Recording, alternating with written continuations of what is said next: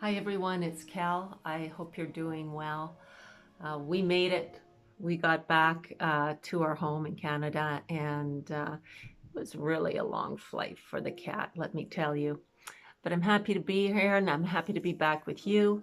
And today I just wanted to talk about the advent of the goddess. The channel is called Cosmology of the Goddess, and we are going to touch on that in the webinar. If you haven't signed up, sign up to the webinar. I'll put the link below. Um, the advent of the goddess is that we have been growing for 24,000 years. Not all of us on this planet, some of us on different planets out in the cosmos, and through a variety of circumstances, we were able to come to this planet. How lucky are we to be here? Super lucky. And right now in our psychic development, we are coming up to the advent of the goddess. And the advent of the goddess is, there is a secret war, and it is between mind and body. And what we're looking for always is harmony. Harmony within us and harmony outside of us.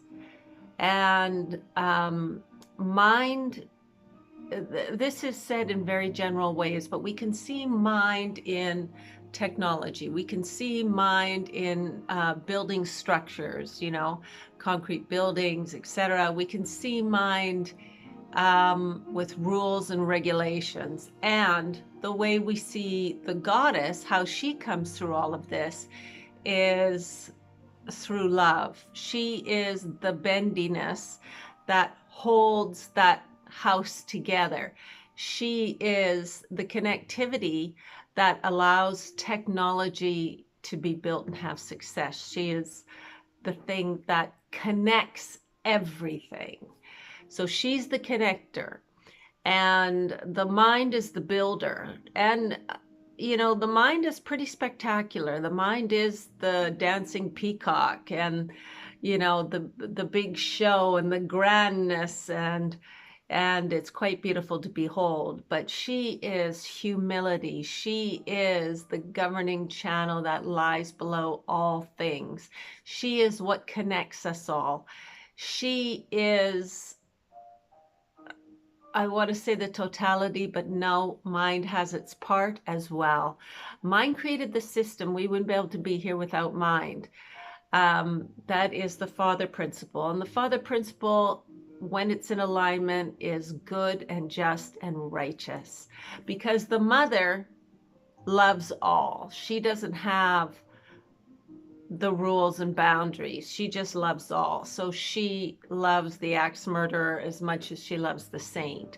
There is no differentiation, because she is within everything down to a point that she is in. Let's just say she is the center of the God particle, and the superstructure of the God particle is mind. But the infrastructure that supports the superstructure is the goddess. She is the big controller, make no mistake.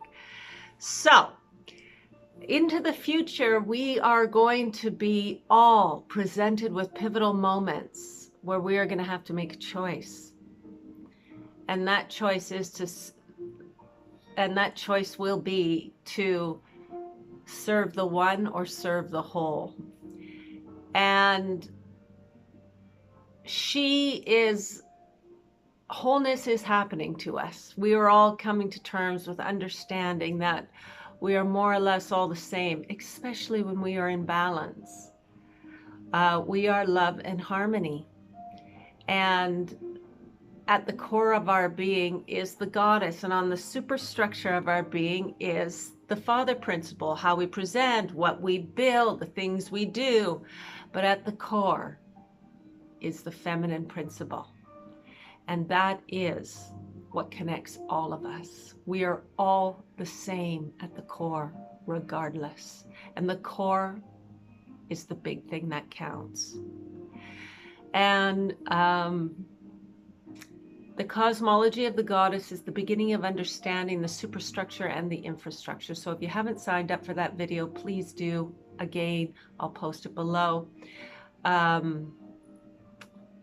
think I said video, but I meant webinar. I still have to figure out how to give the webinar. I have never given a webinar or done much technology at all. I'm doing it step by step with you guys as I go along.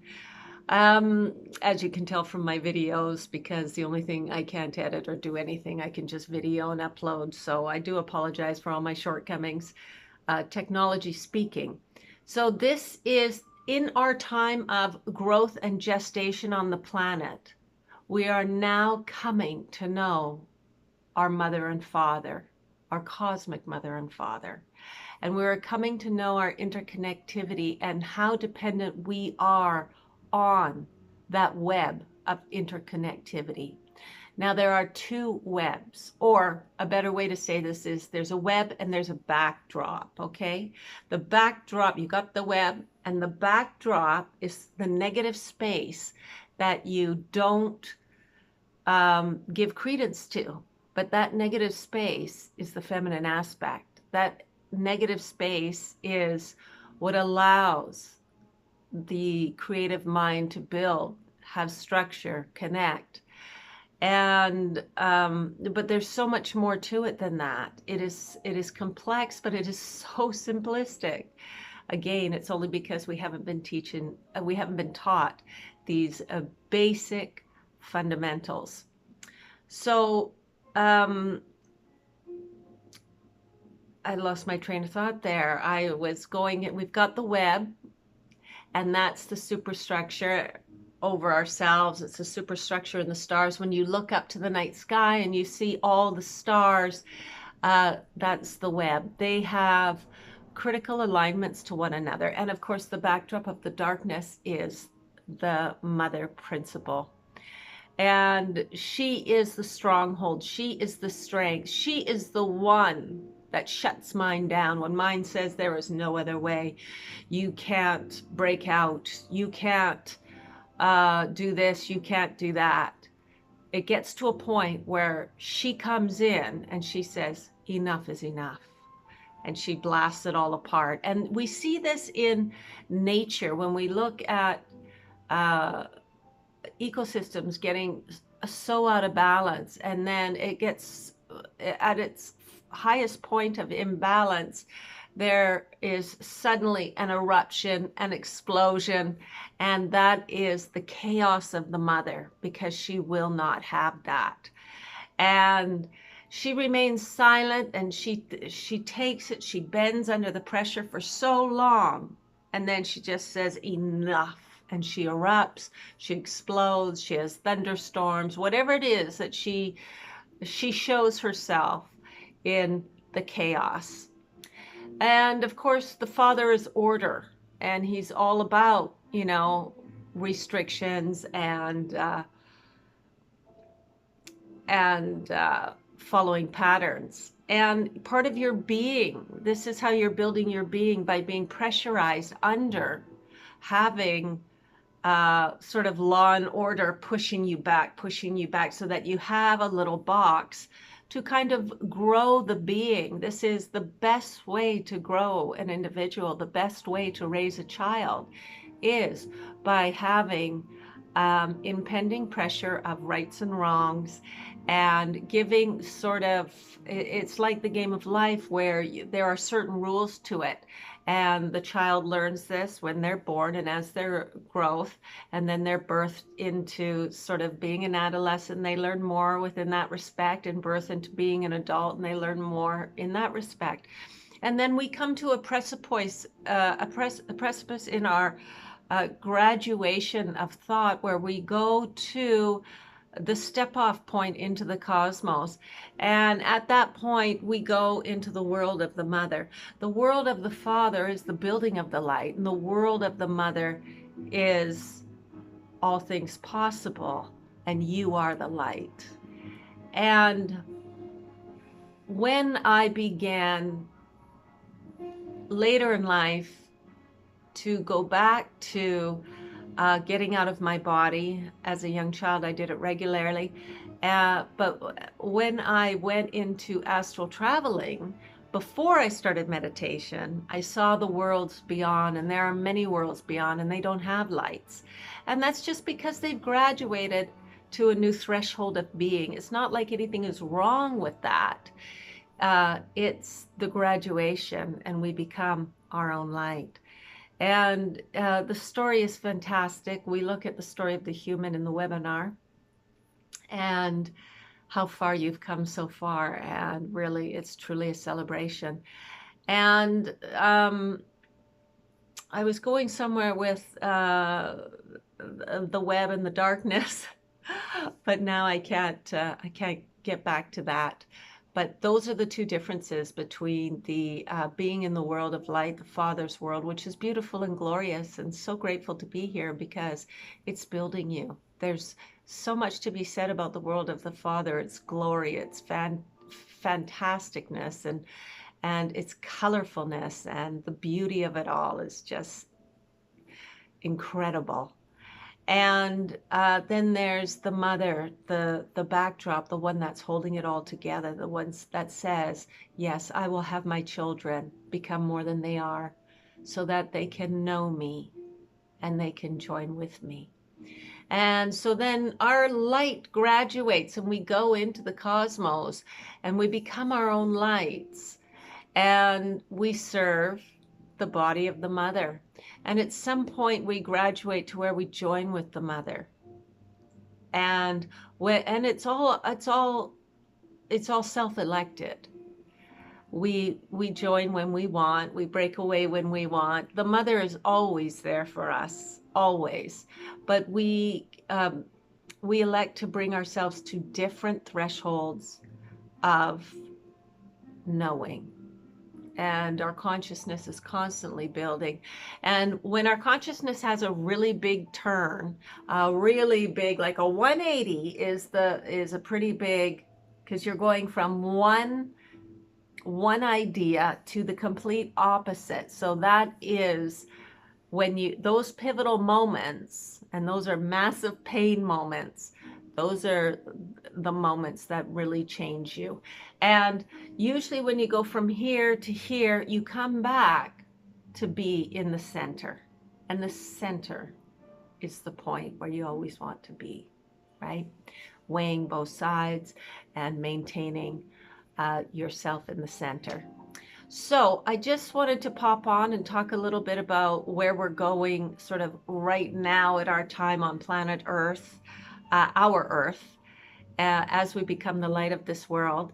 And there's much to be said about this, how it's forming, and really my viewpoints are just that. They are my viewpoints from being rooted in mysticism for many years. I haven't gone back. I'm meditating, but very lightly, trying to be in this world. You know, as many of you know, it can be very challenging because in that other world, it's not that the possibilities are endless in this world. They are here, but the possibilities in that other world are not just instantaneous, but when you allow yourself to let go, that's when all things new and fantastic come to you, the discovery. And for me, it has been discovery, has been my joy. And being able to be at that place of letting go when you are going in a direction that you don't want to go in is a hard thing.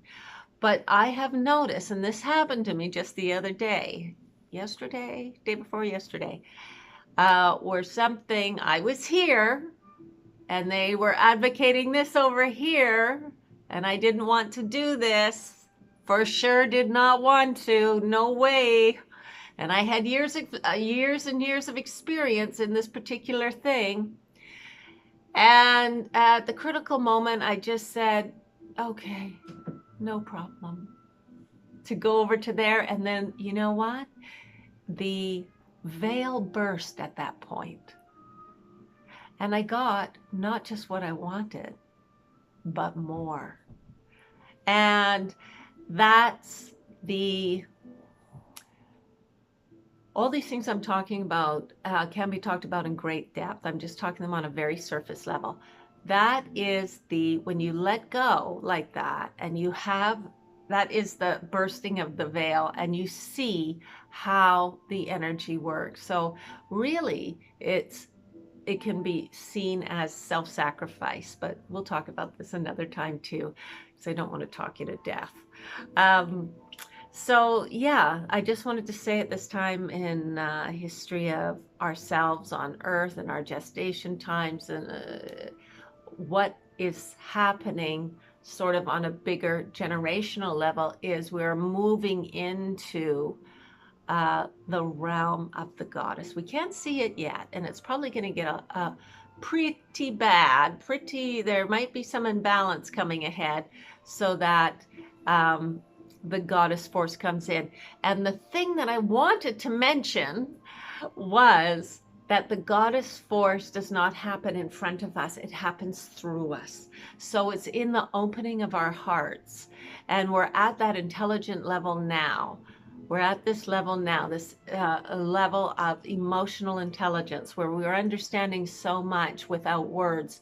And we will be looking at ourselves and the things we think, say, and do going forward, and sort of manning our ship, putting ourselves in the most righteous way, aligning ourselves in the most righteous way possible. That is the realm of the goddess, when we do things not just for the self, but for the whole. And this doesn't just mean self-sacrifice. And oh my God, I could talk till I'm blue in the face about self-sacrifice. Wow, that's a pretty big topic. It is balance. It is win-win. Me, the people, is sort of the motto, the mantra of her, right? So she will be streaming through us. So you will be getting impulses. This isn't right. This isn't the way. It needs to be like this. And you will step forward, even to your own detriment. You will do the right thing. And this is the alignment at the heart level, realm of the goddess that we're moving into. It's quite fascinating. But the thing is, the goddess is the backdrop, right? So she is not obvious. The father is obvious. He comes into the room with his dance and his song and his plumes, and he's beautiful and fantastic, and we're all riveted. The mother is the plain partridge. Oh, there's the partridge, and we don't really notice her ever.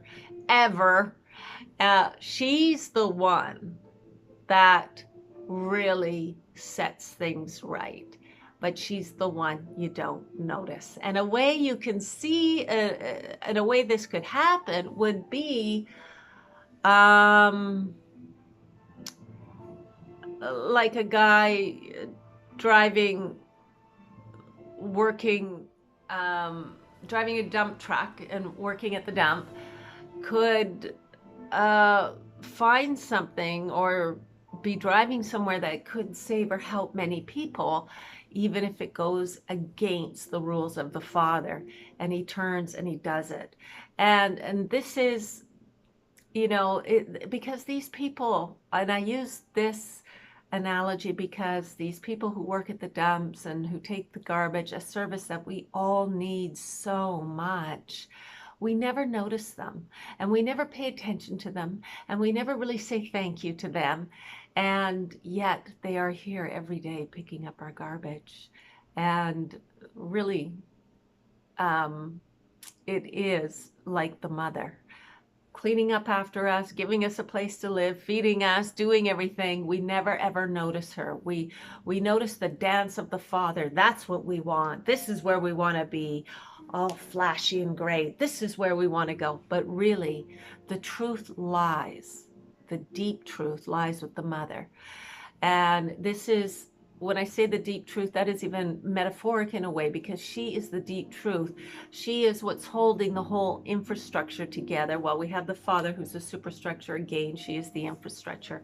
So, um, so yeah, and that's in many ways I have seen this in action, where someone you think, some little tiny person somewhere that you think, oh, little tiny person, whatever, but we are recognizing our interconnectivity, and that little tiny person, saves the world or saves the day for you or saves for someone else. And it's kind of, in a way, it's a little bit, the mother and the father force is a little bit like Aesop's fable, the lion and the mouse, I think, where he gets thorn in his paw and he can't get it out and it wrecks his whole life and he's just dwindling away and everything is terrible, until this little tiny mouse comes along and says, oh, I can take that out for you. Takes it out. And that little tiny mouse can be seen as the mother, and that big grand lion, whoa, can be seen as the father force. But make no mistake, that humility and that tininess and that littleness of being is where the great beauty lies. And that great beauty lies in you, right at the center, your core. And this is what you will be feeling, and you're probably, some of you might be feeling it now, where it's like a stream that's rolling through you, this ocean wave that's rolling through you slowly, slowly, slowly. And as you do, you'll find your thoughts are changing and you're turning your ship around, to get into alignment. And we're all recognizing, all of us are recognizing our interconnectivity, our connectedness, the truth that's deeper. And this surface stuff, this glamour, big hair, long nails, or fantastic crown and big gown that goes with it. I mean, this is all Father Force. It's all superstructure. And we are starting to move into the knowledge of the infrastructure. It's quite fascinating. So, yeah, I just wanted to say Cosmology of the Goddess is about that. And that's why I started this channel. And we are moving into the big rhythm of the cosmos. That's the whole advent of the goddess, to get us on the larger algorithm. Everything is an algorithm, and there's an algorithm that moves through our body, and there's an algorithm that moves through us to reset our bodies, and that's what's happening. And we'll talk about this on the webinar. The webinar is the first of three. It's kind of long. If any of you are watching it and you need to go, you'll be sent the rerun after, or you don't even have to be there. If you bought the webinar, it's really cheap. I'll just be sending it out to you anyway. So whether you're there or not there, you will be getting it in your inbox. Anyway, so that's the advent of the goddess. And I hope to see you there on the webinar, and I hope you have a great day wherever you are. Everyone, you take care, okay? We'll talk soon. Bye for now.